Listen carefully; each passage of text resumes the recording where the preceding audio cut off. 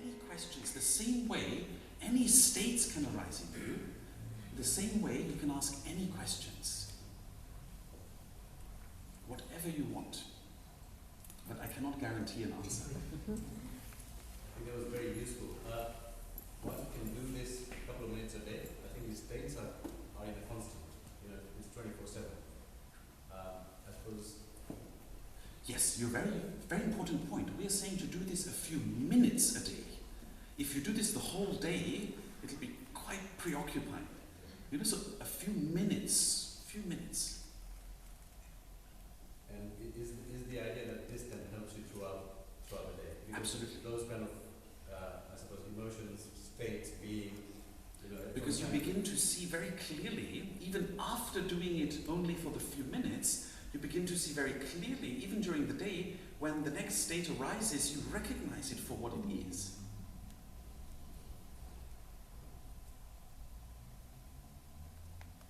So you have to identify the negative and the positive. Absolutely. And you want to keep the positive ones, Not while you practice. While you practice, you are really without judging. You're just knowing the states. The negative ones, the positive ones, the neutral ones. Sitting on a chair is a neutral state. There's nothing positive or negative about it. But I can still be aware of it and note it as sitting. So while you practice, you do not try to keep the positive or keep the negative. You just, as it is, identify the states. And then at the end, what we did at the end, the maitri, which is the positive, the well-wishing, with that you go into your ordinary life. And that's where you keep, in some sense you keep the positivity. But not while you practice. Very important to understand. Otherwise it is not yathartha. Yathartha means as it is.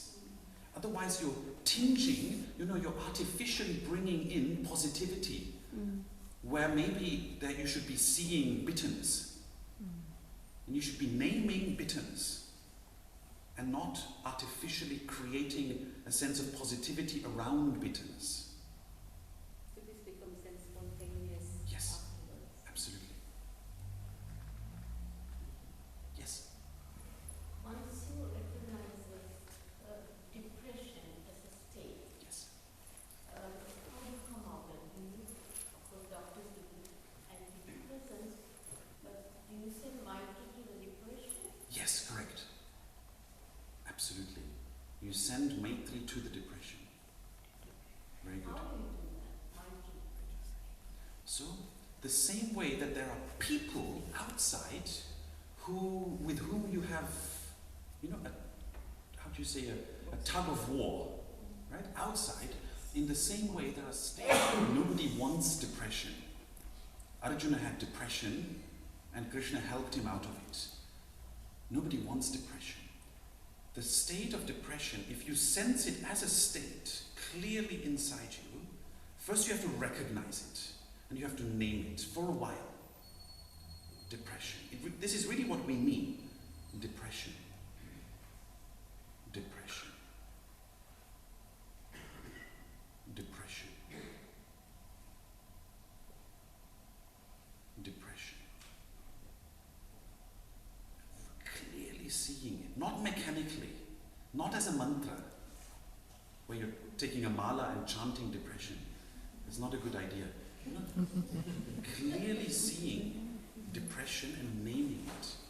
And then afterwards you flood the depression as if it were a friend of yours.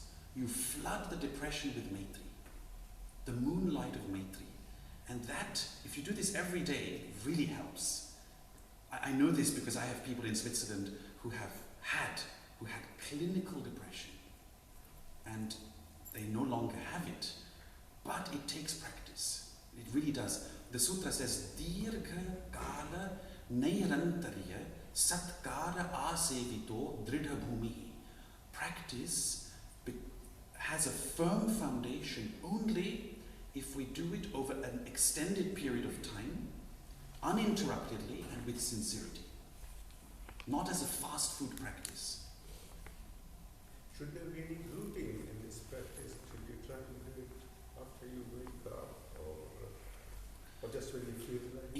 just when you feel like it, but of course that can sometimes lead to not doing it at all.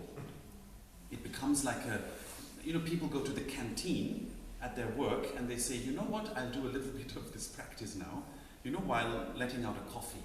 It doesn't work like that.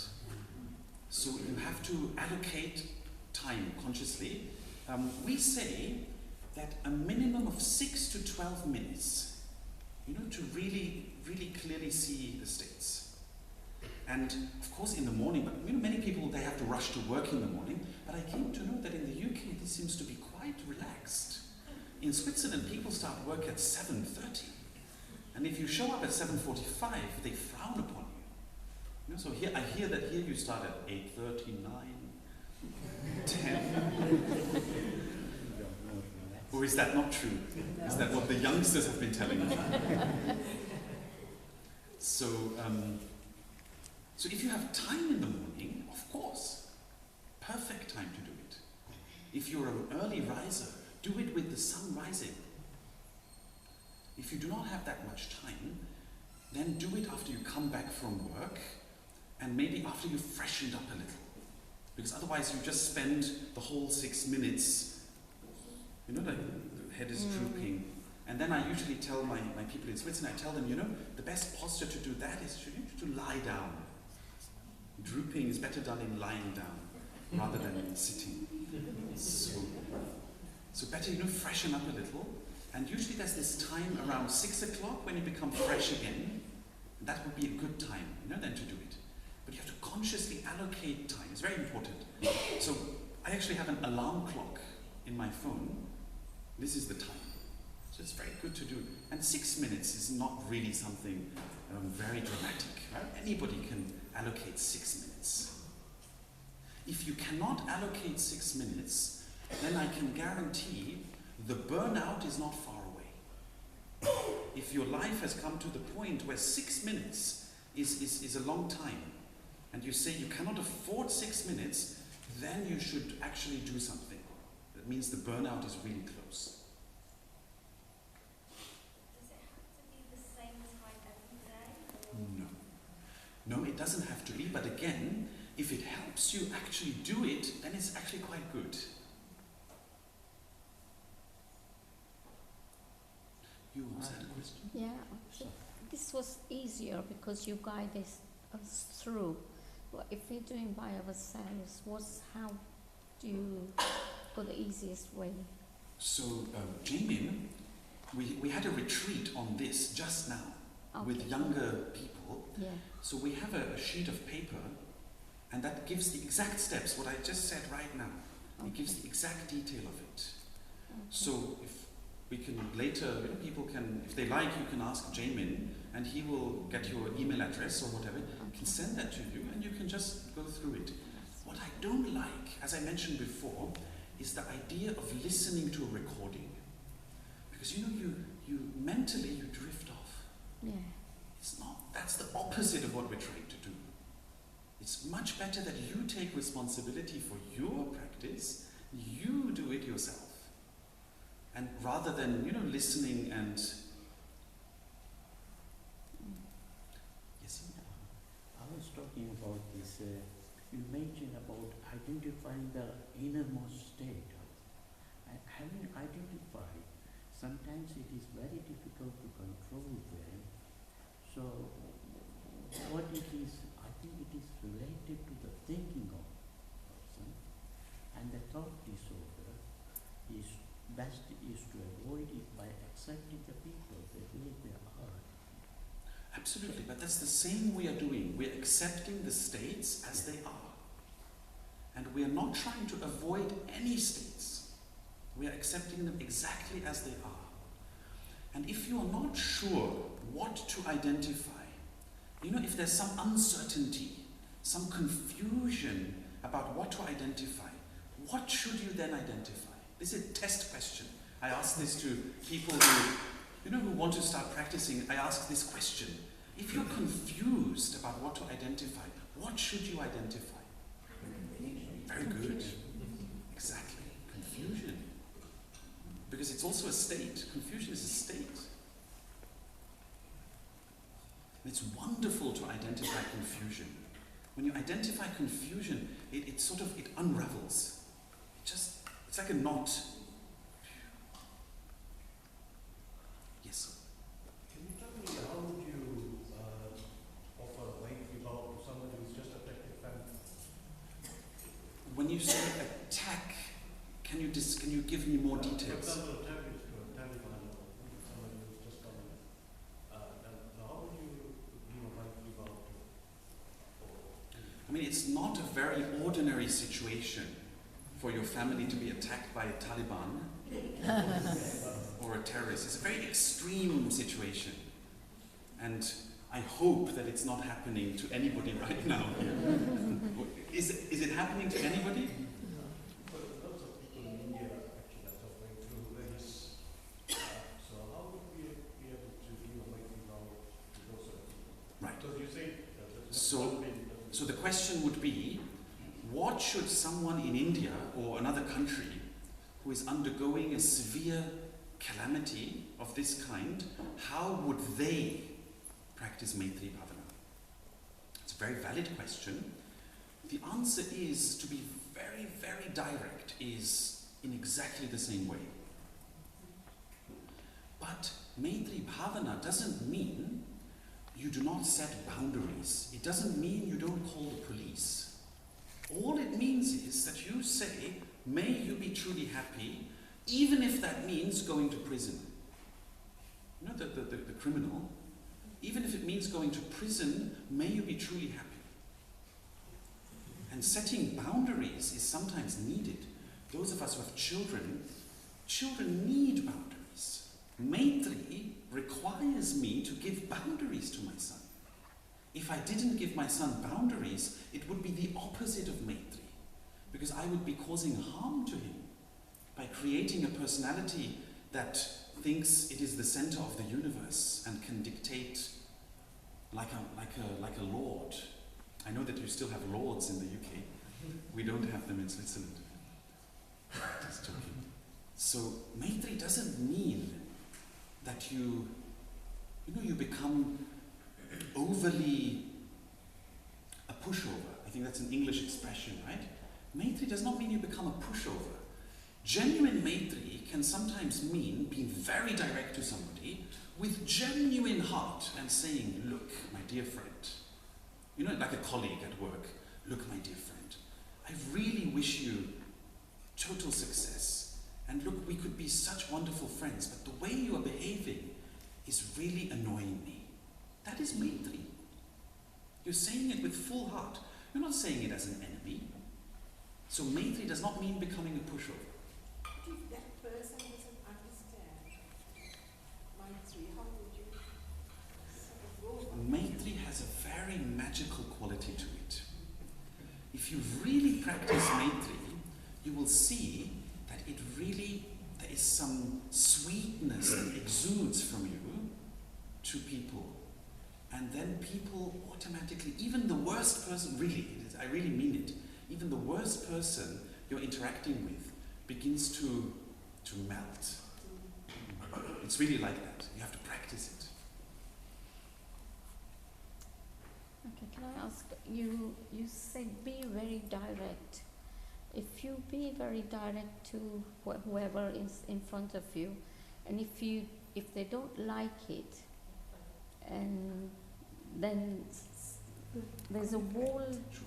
No, what I said was that sometimes you have to be very direct with Maitri. It means when a situation comes to the point where there is real opposition going on, you know, and in the workplace there can be real opposition, genuine rivalry. Can I ask you, what state is rivalry based upon? Exactly. And then when it gets to the point where there is real opposition, you have to be direct. But direct doesn't mean to be aggressive. No. Direct with Maitri can mean to take the person for a drink, for a coffee, and definitely not in front of others. Nobody likes losing their face. And to be genuinely, direct in the sense of honest. Honesty is truly the best policy. To just clearly convey what you really feel from your heart, and to convey that with Maitri makes all the difference. Easy to give your opinion. Well, whatever we say is always just our opinion, of course. Nobody can take a standpoint of absolute truth. It's always just an opinion. Did you have a question? Because I thought you raised your hand. Yeah? I thought meditation was a state of mindlessness. And here we are actually bringing mind into focus on the issues that are within us. Ultimately, do we go into that mindlessness, or is it just dissolving the issues that we are dealing with? There are different types of meditation. There is meditation where ultimately, once we recognize these states and we are no longer so caught by them, then can I ask, did some of you, towards the end, did you sense this, what I called the knowing space? Like the sky in which everything, the clouds are coming, like the ocean, did you sense this a little bit? Some of you, right? It takes some practice. So then at some point in meditation, we can just relax into that spontaneously. And that is what you call mindlessness. But I would say in English, that's not such a good term. Because mindless in English, in Sanskrit it works, but not in English. So, in fact, even in Sanskrit, there is amanaska bhava in the Gaudapada Karika. He talks about amanaska. But we wouldn't call that mindless, we would say free of mind. Mindful is another slightly problematic, because if you mean it in the sense of full of mind, then it's again problematic. But mindful, in the sense of attentive is very valuable. Very attentive. So then, then when you relax, when you see, yes, awareness, what I am is actually like space, like the sky. Unfortunately, in the UK, the sky is very moody. It's amazing, huh? In Switzerland, when we have 4 or 5 days of clear blue sky, it is really clear blue sky. And then maybe we have 2 days of rain. And here, the same process happens within 2-3 hours. I think it's just the last 2 days. Sure. Maybe that is why the British needed to conquer the whole world, because it was so bad.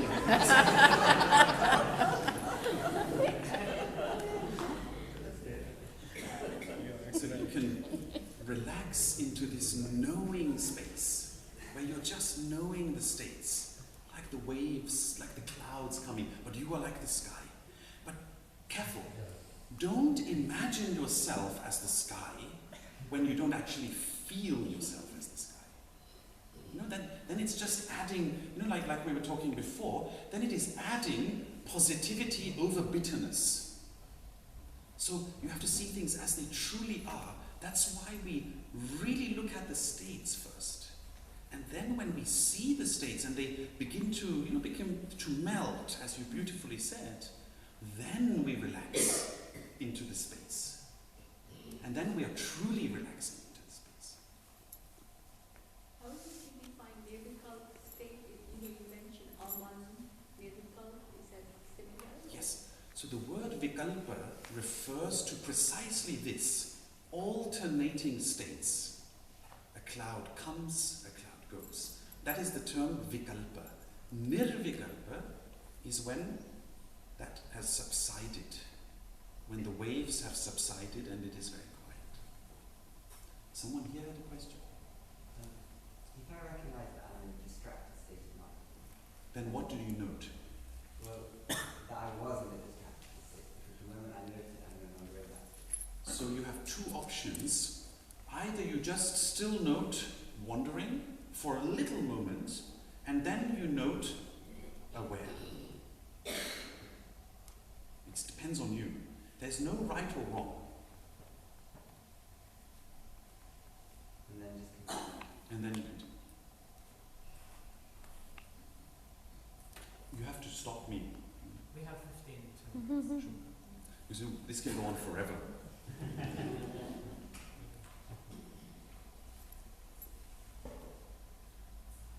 You can also ask questions that are not related directly to the practice. So does, sorry. Yes. So Maybe does we'll that, start here and then. so does that mean is the final goal is the stillness in the mind, no matter what goes around you? That's the final goal of it? To some extent, yes. So, Madam asked, is the final goal a stillness in the mind that doesn't go away no matter what? Yeah. To some extent, yes, but not an artificial stillness. Not a stillness where you have to cramp your tummy muscles together. Because sometimes it looks like that. I'm still. Not that kind of stillness. A real stillness. And that stillness doesn't require external stillness. It doesn't mean you go through life like a zombie. Zombies can also be very still. It doesn't mean that. It means whatever arises is arising like a wave in the ocean. And your awareness, your consciousness has become very vast. So it feels like the sky. It feels like space. And then what happens in it, really, what should happen? Of course, there can be pain, no doubt. But you can then recognize the pain. Of course, there can be some stress. But you can recognize the stress. And the deeper you practice, the clearer the state, this underlying state is. In other words, you could say, the deeper you practice, the deeper you are inside the ocean. And the waves are still rising, but you're inside the depth of the ocean. So, in the scripture, there is a beautiful description. When you practice this very profoundly, your mind becomes as vast as space, and your heart becomes as deep as the ocean.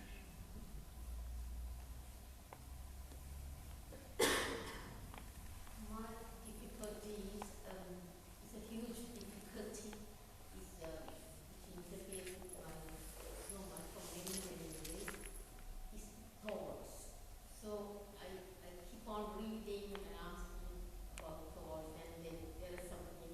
What's the gap between the thought and if that was increasing and thoughts will disappear, all that thing. But thoughts keep firing from the past, present, and the future. So how do I deal with this situation? You should stop trying to push away thoughts. Whatever you're trying to push away in life comes back with a vengeance. Even if you avoid it for a while, it comes back through the back door. Or it comes back in a hidden form, and suddenly it is the same thing again. So you cannot push away anything. The more you push away, the more it comes at you. You have to completely accept thoughts. Like the sky completely accepts all the clouds. There's no problem with the clouds. You can completely accept the clouds, and you can still be the sky.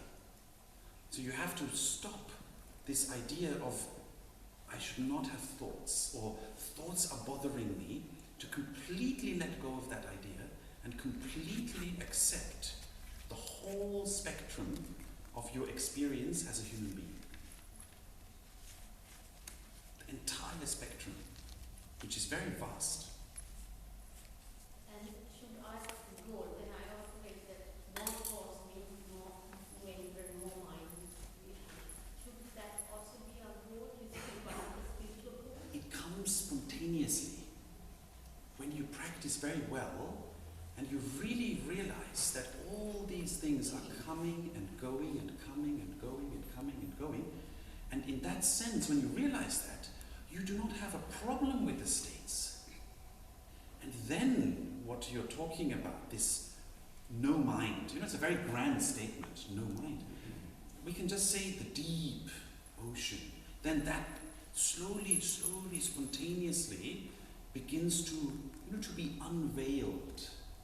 Like when the clouds slowly disperse, the sun is unveiled. But you cannot force the sun to come out, sun. You know, you can't force it. You have to wait for the weather to change spontaneously.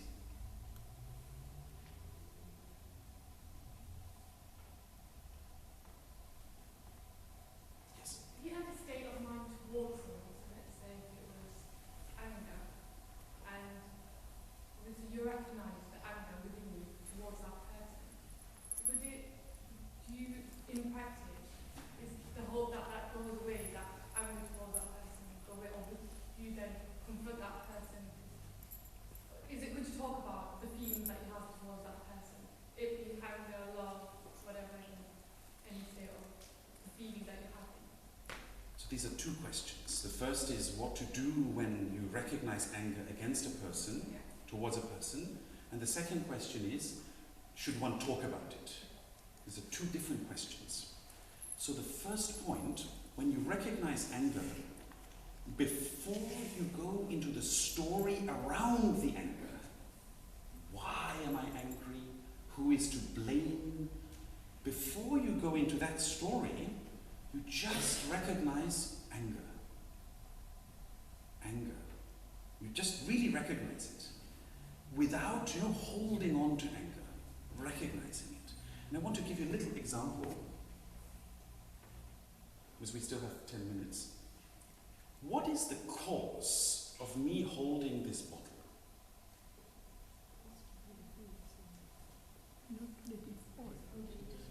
No, what is the cause? Sorry? It could be. But aren't my fingers the cause? And then my muscles are directing my fingers. Some part of my mind is directing my muscles. But why am I holding the bottle is also the cause. Because I want to show you something. Why do I want to show you something? Because Aditya told me to. So he's the cause. Why did Aditya tell me? He didn't tell me to hold the bottle, but why did he tell me to show you something? Because, this is a good question actually. If we go all the way, it is because Chandrakanji called me from Switzerland 3 years ago to talk about something else, and Aditya was invited to that, and then somehow a connection evolved, and now he told me to sit here and show you something. So Chandrakanji is the And did you see? There are many, many, many, many causes.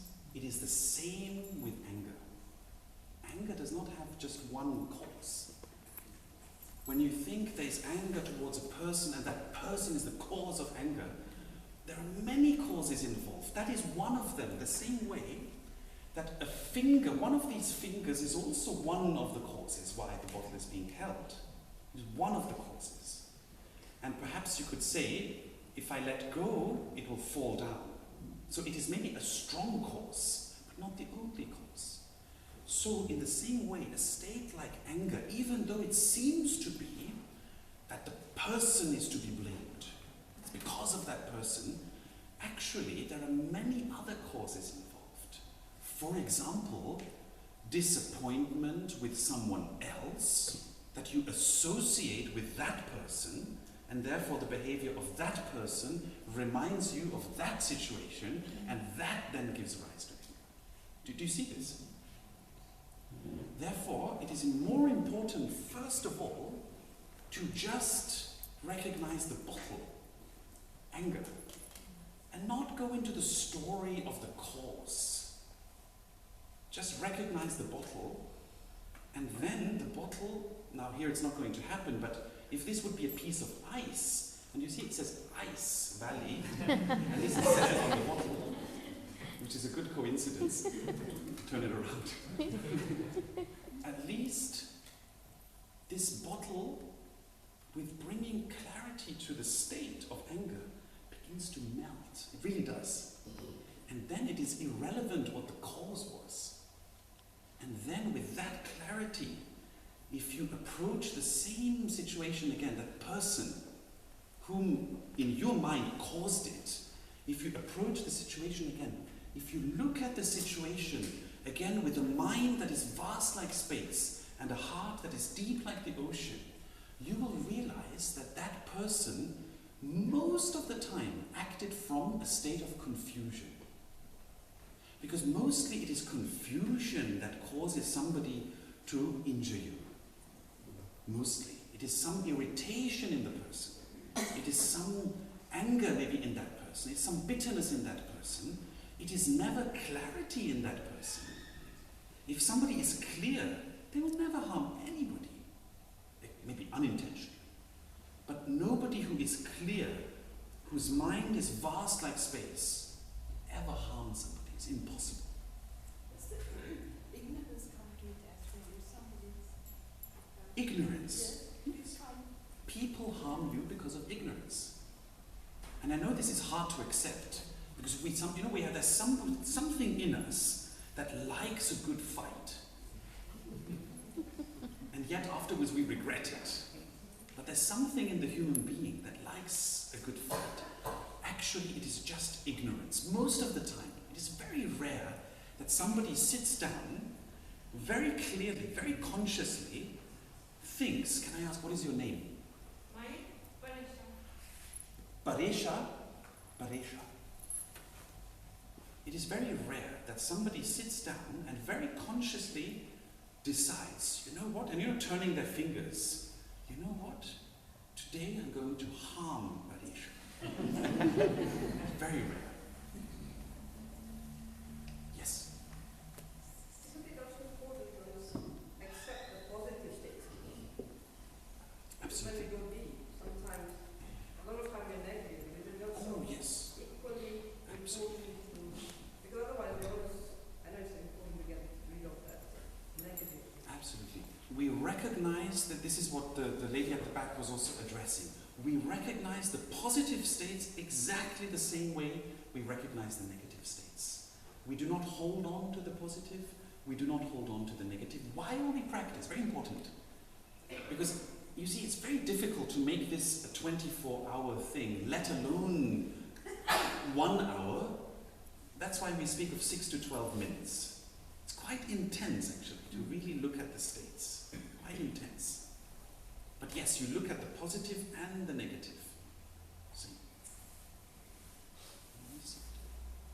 Yes? Sometimes the negative emotions can be so much when you are trying to do what you said, particular things. Sometimes for a person to handle that can be really difficult. What's the solution for that? Only because you have not practiced, or that person has not practiced. No, but once or twice sitting, sometimes it becomes so much that you can't handle it. And how would you advise to handle that? Then you should note the states while walking. Because sitting sometimes brings up a lot.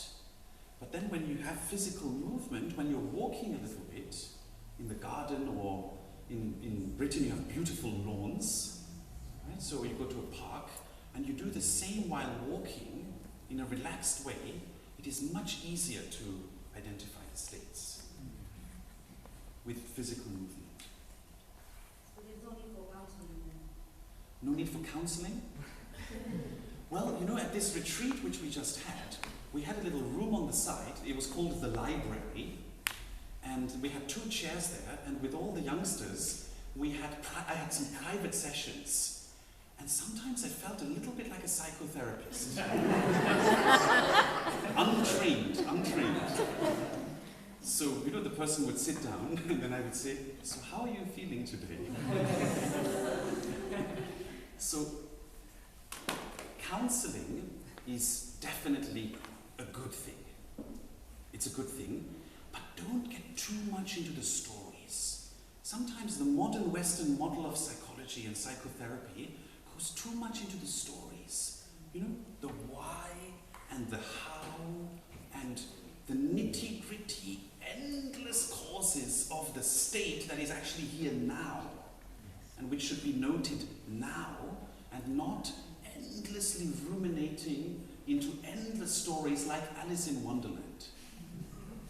So I'm critical of that approach, and so are modern academic people who are looking at the models of psychotherapy they are slowly introducing a lot of mindfulness, which is very similar to what we're talking about here. And they are doing it without referencing that it has come from India, which is okay. But we can still note it, right? I think relaxation will be very helpful. We do experience sometimes when you are very angry, someone will come and give you a glass of water. Calm down, sit down, have a nice glass of water. Of course. And in a way, this kind of practice is like a glass of water. You know, I compare it to having, who's been to Switzerland? Few people. You should come again. It gets more beautiful each year. So you go to the top of the mountain. This is a mountain about 20 minutes from our ashram. No, that's not true. 15 minutes from our ashram. And you can take a cable car up the mountain, and then you can take that cable car before the sun rises. And on that mountain, from that mountain, it's the only place in the whole world from where you can see 6 countries.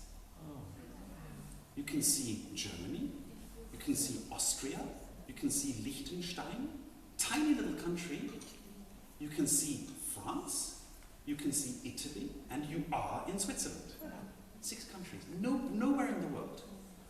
And the clarity that comes about through this practice, this kind of practice, is like going to that mountain before sunrise, having a strong cup of coffee, and then the sun rises.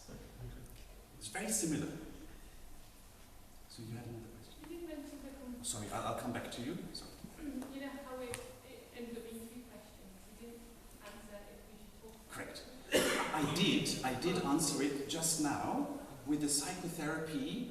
It is good to talk, but the talk should be very clear. The talk should be constructive. It should be leading to identifying the state, not blame games, not endless stories that fuel the emotions. A lot of, some people love to, is there an English word called revel? Some people love to revel in the emotion that comes when you blame, and that person did this, and this person did that. The Bollywood drama. That people love to revel in it. And that doesn't, in Bollywood it's great, but in reality it doesn't lead to the solution. The solution is constructive, clear talking that leads to identifying the state, the solution, and then to live in the present and to move on. Yes? How do you truly forgive someone? Maitri begins not by forgiving, but by just genuinely wishing, may you be truly happy. May you be at ease. That's not so hard. Forgiving can come later. Just this wish, may you be happy, may you be at ease. Every being deserves to be happy. There's no being who doesn't deserve to be happy. Only someone very stingy says, I deserve to be happy, but not the others. That's stinginess. But if you have anger or resentment still towards them because you haven't forgiven them, you can say these things, but it's not coming from your heart. You can generate, nonetheless, you can. It's a question of practice. And that's why you keep saying practice. And the younger people who've heard this for 2 days now, they can't hear the word practice anymore. I have a friend in Switzerland, when she hears this word practice, she says, oh, not again. Then I say method. So when you use this method of bringing Maitri is like moonlight. It's like silver moonlight. May you be happy. I don't know most of you, and yet with all my heart I can say, may you be happy, may you be at peace. I don't lose anything doing that. And I lose nothing doing that for a person who has perhaps injured me or angered me. I lose nothing. And by doing this daily, again and again, something melts. And then the forgiveness comes of its one day you do not even have to forgive. It really comes spontaneously. But do they not work side by side? Because being happy for somebody, you have to forgive to be happy. Really. It doesn't just. Otherwise you're not being realistic. You can't say I'm happy for you, but even deep down you're not I'm happy for you, the wish, may you be happy. Even that you can really practice it. You can genuinely give rise to it, really. Then you're forgiving anyway. That's what I said, that's what I meant. Spontaneously, the state of, the stingy state of, I don't want to forgive. Bad boy, I don't want to forgive. That state dissolves. It really does. It melts. And then you don't even have to forgive. Because sometimes the word forgive is very condescending. I, the great person who has never done anything wrong, forgive you. It was bigger than that. 1 moment, yes please. So just coming back to if you're angry and you practice happiness upon that person and the ice melts away, you become in a state of mind where the problems no longer affect you. What happens to a person that you're angry with? Does this help them change? Because you're kind of wishing them happiness? Yes, it definitely does. So the lady asked, what happens to the person you're angry at? Does it help them when you do this? When your states melt, do theirs also somehow melt? The answer is yes, to some extent. But remember, their states are their responsibility. You are not responsible for their states. Yeah, so if you have to continuously face this person or situation that brings you to this angry state, it's still doing what you're doing, and well, how does it kind of, how can you carry on? Do you just walk away from it, continue wishing happiness, and just leave that to the side? How's it work? When it gets very intense, that is sometimes good. When it is not so intense, you can continue being in contact with the person, engaging with the person with this Maitri, the moonlight of Maitri, and it has a magical quality, it really has. Somebody who is established in Maitri very rarely gets into conflicts, because the conflict is like an energy. And the energy of conflict in other people somehow dissipates and melts away when you are established in Maitri. There's some magical quality there. I'm open to the fact that this might be a scientific phenomenon. It might be that you give off a different smell, pheromones, the scientists among you. It might be that your body language is different, and the mirror neurons, the neuroscientists among you, that the mirror neurons are reacting because your body language is different. It might be that your eyes are a little different. It doesn't matter, it works. Spiritually, we say it has something to do with energy. Spiritually, we say that. But as long as we maybe cannot scientifically prove it, we are open to any explanation. The fact is it works. That's the only thing that matters. And it melts also the connections to the others. Genuinely practice Maitri, you will see wonderful, almost tiny little miracles happening, where people with whom the relationship has been push and pull and push and pull, suddenly it's just a relaxed space. Isn't that vibrations? You're sending good vibrations? Sure, it is the same, good vibrations. But you see, the question is, can we scientifically measure good vibrations? Not really. Therefore, we have to be open to alternative explanations. No problem. Yes? You made that once, the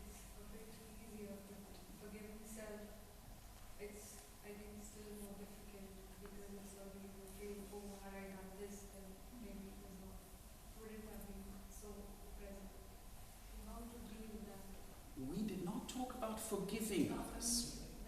Not the same. No. It's very important to really understand what Maitri is. Maitri is the wish. May you be happy. May you be truly happy.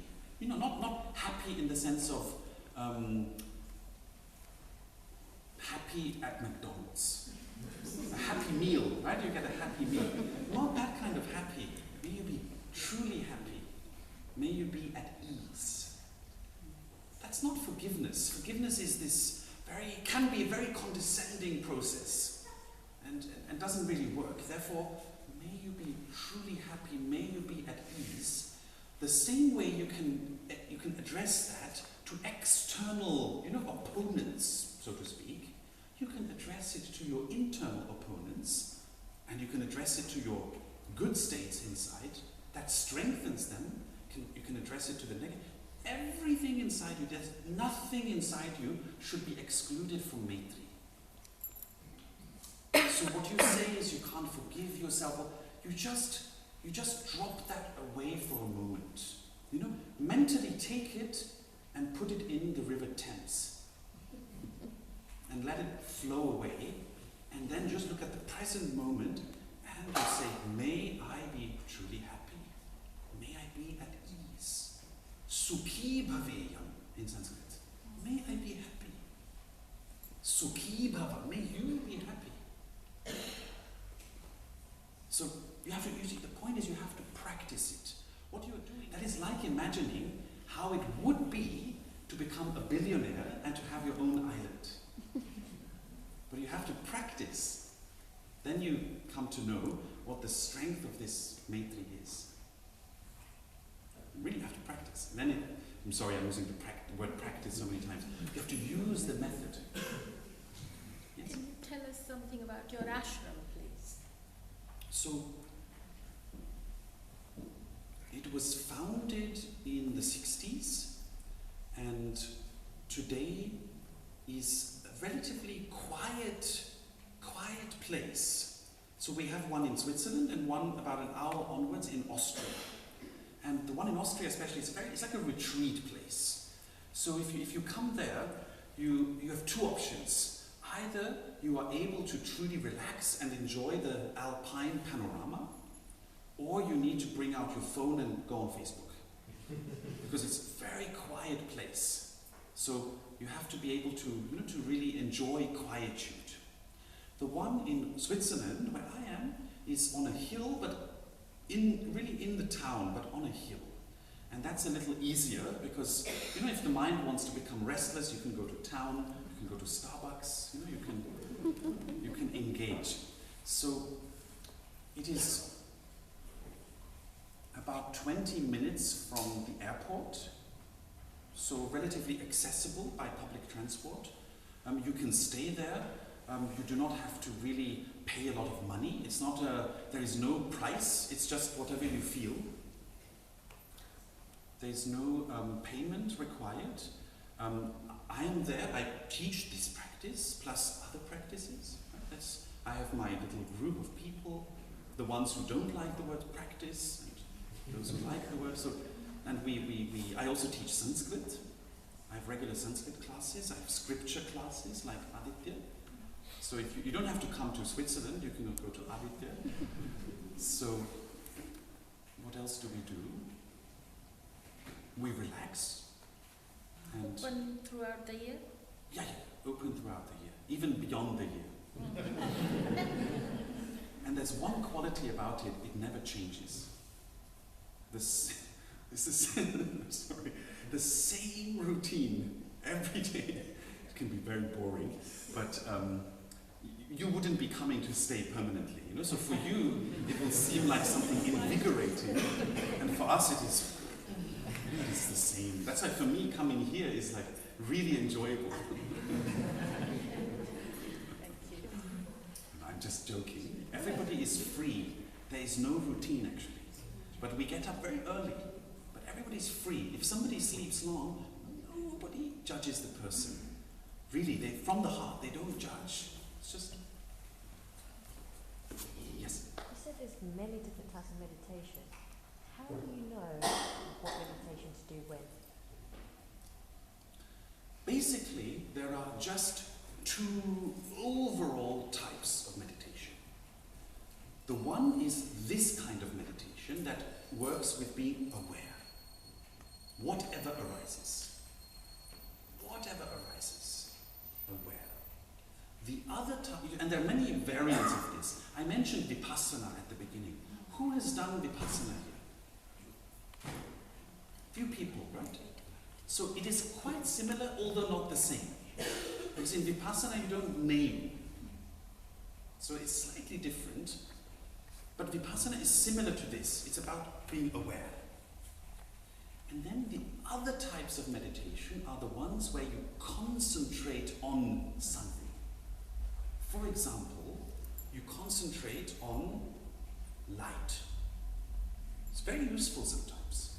Instead of being aware, to visualize, for example, light here at the top of the head. It's a traditional practice. I haven't invented it. It's right there in the Yoga Sutras. Murdni Jyotishi. It's right there in the sutra. A light here at the top of the head. And you just concentrate on that light. Or a light at the center of your heart. And you just concentrate on that.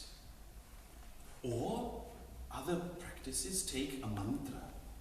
And you repeat the mantra. Mananat drayate iti mantraha. What guards you against thinking too much is called a mantra. It guards you from thinking too much. Why? Because you keep coming back to it. Sometimes it can just be one syllable, like Om or a different syllable. And you have it in your heart or at the back of your mind, and you just keep coming back to it. When your mind wanders away, you bring your mind back to it. That's a typical concentration-based meditation. And of this one, there are infinite varieties. Infinite varieties. Concentrate on a blue pearl. Concentrate on the light that is infinite space. Concentrate on a light that is like an infinite ocean. There are infinite varieties of it. But it is all related to concentrating. So do you see this difference? One is being aware of whatever arises. The other is concentrating on something. And within these two overall, most meditation practices can be summarized or categorized into one of these two. And then, of course, is the meditation that is just spontaneous, but that is related to being aware. And once you are aware and the states don't have that much hold on you, as we mentioned before, you can begin to just relax spontaneously. And then spontaneously things will arise. And the Sanskrit word is sahaja. Spontaneously things happen. And in that kind of meditation you can then say meditation happens of its own accord. It happens by itself. So that is what Chandrakantji, who's sitting here, who is the primary cause of the bottle, right? What is the primary cause of me being here? That is what Chandrakantji does every Monday. So, in very close by here. So you could also go, you don't have to come to Switzerland, Chandrakantji. But primarily, is that an answer, right? These are the two types. How do you know which to do when though? So it is very important to, very good point. It's very important to include the awareness practice. It's very important. It is actually more important than the concentration-based practice. It's more important.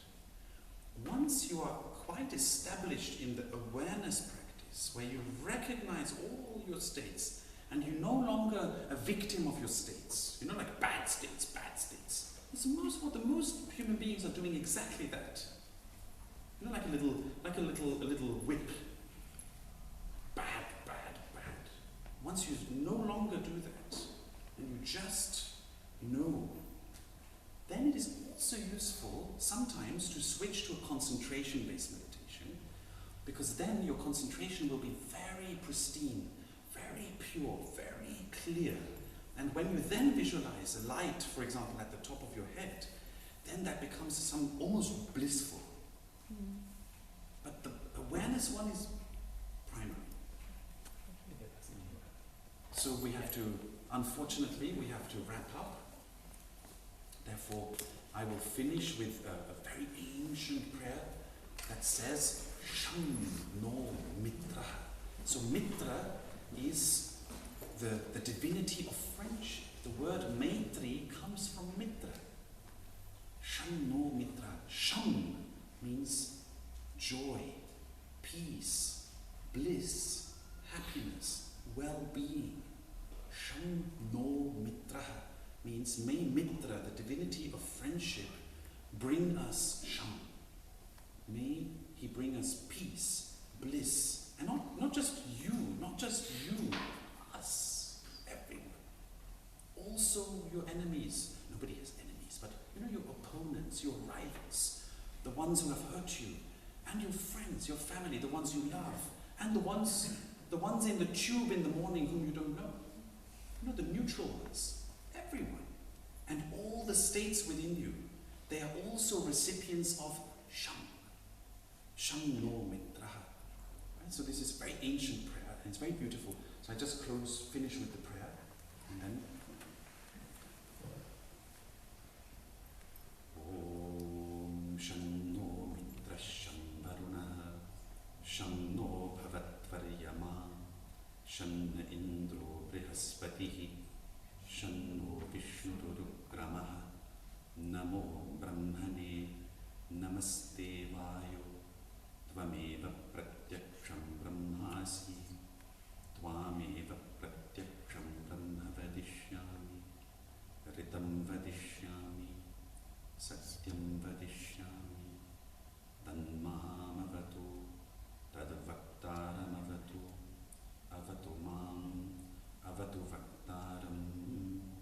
Om Shanti Shanti Shanti. Om Shanno Mitra Sham Varunaha Shanno Bhavatvaryama Shanna Indro Brihaspati Shanno Vishnurugramaha Namo Brahmane Namaste Vayo Tvameva Pratyaksham Brahmasi Tvameva Pratyaksham Brahmavadisham Ritamavadisham Satyamavadisham Tanmamavid Tadvaktaramavad Avid Mam Avid